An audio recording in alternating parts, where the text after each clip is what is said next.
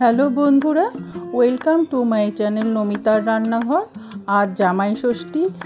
সব জামাইরা, সব মেয়েরা, সবাই খুব ভালো থেকো, সুস্থ থেকো।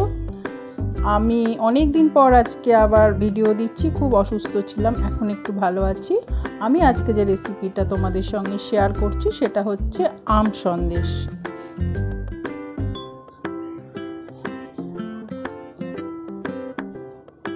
আম সন্দেশ বানানোর জন্য আমি নিয়েছি দুটো হিমসাগর আম, যে কোনো আম নিলেই হবে। নিয়েছি দুধ, আমুল দুধ, চিনি, কনডেন্স মিল্ক, ঘি, আর নিয়েছি আমি ড্রাই কোকোনাট পাউডার। যেহেতু আম কাঁঠালটা মেন জামাই ষষ্ঠীর, ওই জন্য আমি আম দিয়ে প্রিপারেশনটা করেছি। আমি প্রথমে দুধটা বসিয়ে দিলাম জালে।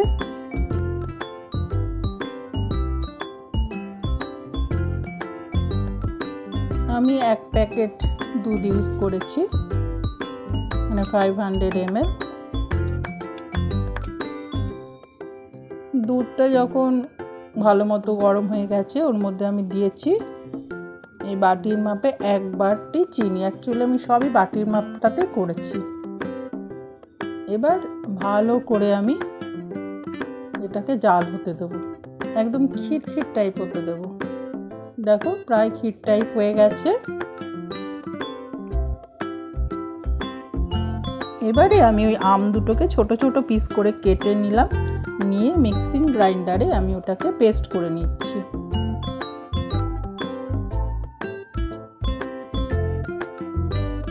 দেখো আমার আমের পাল্পটা রেডি হয়ে গেছে। এটাও কিন্তু কোয়ান্টিটিটা 1 বাটি হয়েছে।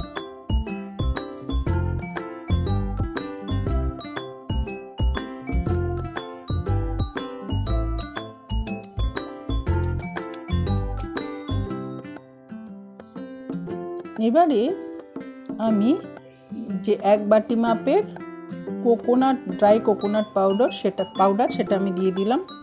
দিয়ে ভালো করে মিক্স করে এটা কুক করতে থাকবো। এটা কিন্তু বেশ কিছুক্ষণ কুক করতে হবে, কেন কি তা না হলে না মানে চিবিয়েই যেতে হবে, শেষই হবে না, যেন ভালো মতন এটা বয়েল হয়ে যায়।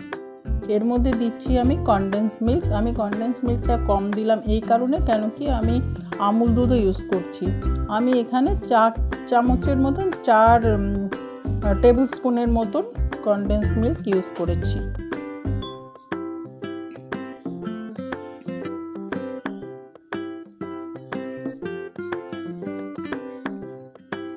দেখো ভালো করে কিন্তু আমি নারকেলটাকে কুক করে নিচ্ছি। দুধটা আরও কম শুকিয়ে আগেও দিয়ে দেওয়া যায় নারকেলটা, সেক্ষেত্রেও বয়েল হয়ে যাবে নারকেলটা ভালো করে। আমি একটু ক্ষীর মতন করে দিয়েছি, তারপরে এটাকে কুক হতে দিয়েছি। এবারে ওই বাটি মাপে একদম ভরা 1 বাটি ম্যাঙ্গো পাল্প দিয়ে দিয়েছি। এবার ভালো করে মিক্স করে নিচ্ছি সবগুলো। কালারটা দেখো কি সুন্দর লাগছে।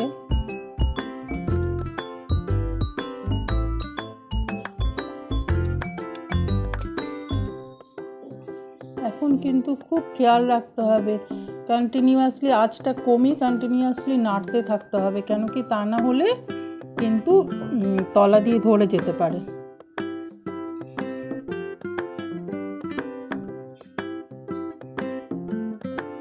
এবারে আমি মেশাচ্ছি আমুল দুধটা।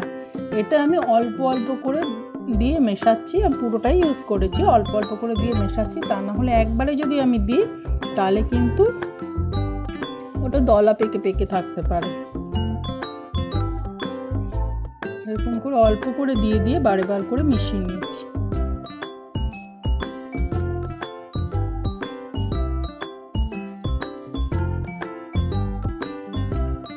পুরোটাই এইভাবে আমি মিক্স করে নিচ্ছি। দেখো অনেকটাই রেডি হয়ে গেছে আমার, আরও হবে। এইবারে আমি দিচ্ছি ঘি।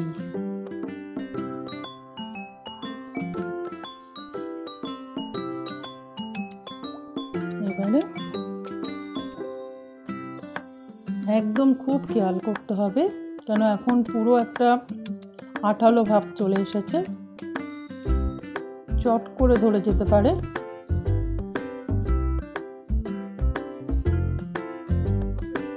রেডি হয়ে গেছে। এইবারে আমি কি করলাম, একটা ট্রের মধ্যে ঘি মাখিয়ে নিলাম।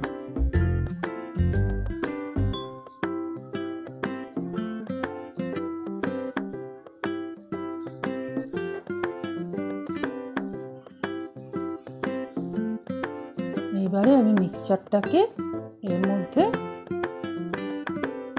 ঢেলে নিচ্ছি। আমি এখানে বরফির মতো কেটে বরফি সন্দেশ বানানোর চেষ্টা করেছি। এটা কিন্তু লাড্ডুর মতো করা যায়, আমের লাড্ডুও বানানো যেতে পারে। এছাড়া কাজু কিশমিশ বা আদার্স ড্রাই ফ্রুটও ইউজ করা যেতে পারে। আমি ওসব কিছুই দিইনি, আমি একদম প্লেন যে আম সন্দেশ, সেই সন্দেশ সেটাই বানিয়েছি। এবারে দেখো, এটা ওপর থেকে পুরো একদম যতটা পারবো সমান করে নিয়েছি। এবারে পুরো ঠান্ডা হয়নি, কিছুটা ঠান্ডা হয়েছে। এবার আমি এটাকে শেপ দিচ্ছি।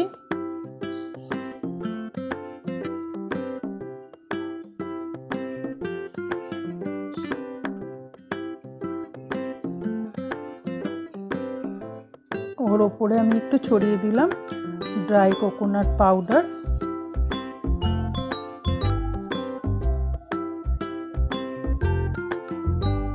এটা জাস্ট আমি দিয়েছি, না দিলেও পারো, কোনো ব্যাপার নেই। দেখো এরকম হয়েছে আমার আম বরফিগুলো।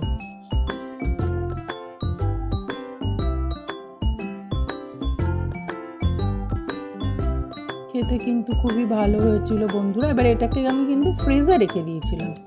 ফ্রিজে প্রায় 5 ঘন্টার মতন, 5 থেকে 6 ঘন্টাই হবে হয়তো, আমি রেখে দিয়েছিলাম। বন্ধুরা, আমার ভিডিওটা যদি তোমাদের ভালো লেগে থাকে, তোমরা লাইক করো, শেয়ার করো, সাবস্ক্রাইব করো, আর তোমরা সবাই খুব ভালো থেকো।